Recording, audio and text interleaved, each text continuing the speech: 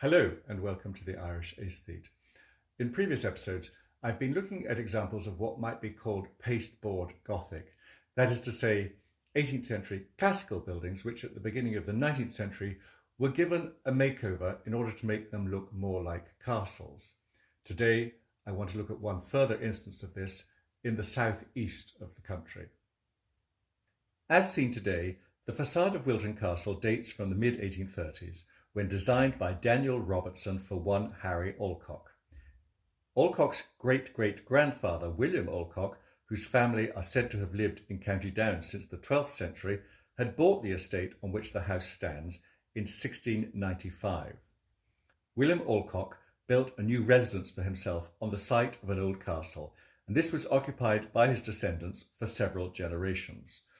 A very fine classical doorcase of granite with segmental pediment above fluted pilasters survives on the facade of the former Stuart's house at Wilton to indicate the appearance of the original Alcock residence.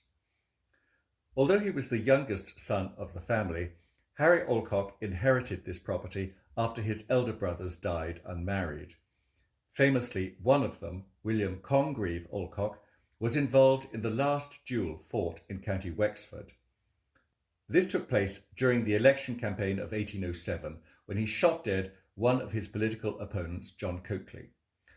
Alcock was subsequently tried for murder, and although acquitted, he lost his reason and spent the final years of his life in an asylum. Perhaps it was to exorcise all memories of that sad history that Harry Alcock decided to give the family home a complete makeover, or perhaps it was because someone had described the late 17th century house as being in the dull style of William and Mary. As mentioned, designed in the 1830s by Daniel Robertson, the new castle was anything but dull, although, as has been the case with previous examples, behind the oriel windows and arched Gothic doorcases, the entrance front still displays evidence of the building's symmetrical classicism. Those origins are even more apparent on the castle's gable-ended, slate-covered rear. Here, as you can see, the only substantial change made has been to drop the ground floor windows and give them arched tops.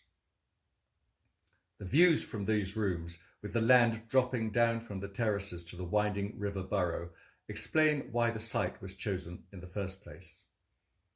It's worth noting that the detailing of Wilton Castle is much finer than that at some of the other examples we've visited, such as the Tudor-style carved doorcase, and the equally fine stone balconies that once adorned the facade.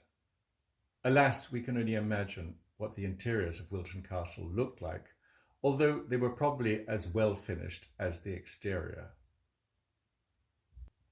In early March 1923, the Irish Times reported Wilton Castle, the residence of Captain P.C. Alcock, about 3 miles from Enniscorthy, was burned by armed men on Monday night. Nothing remains of the beautiful building but smoke-begrimed, roofless walls, broken windows, and a heap of smouldering debris. Wilton remained in that condition for many years, and in a book about Wexford's country houses published in 2004, the authors wrote that this superb example of neo-Tudor architecture awaits some very rich man to restore it. Well, happily, it didn't have to wait too long, because soon afterwards the property's owner, a local dairy farmer, embarked on a restoration project and completed work on what had been the service wing added to the main house by Robertson in the 1830s. Of late, he's been renting out this part of the building for weddings and short-term lets, and for his enterprise here, I think we should all be most grateful. And on that cheerful note, we'll bring the present series to an end, and indeed my contributions for 2020. It's been a pleasure to record these short films, and I hope that you've enjoyed them all. I'd like to wish everyone a very happy Christmas and all the best wishes for 2021, when I look forward to seeing you then. In the meantime, stay safe, everybody, and goodbye.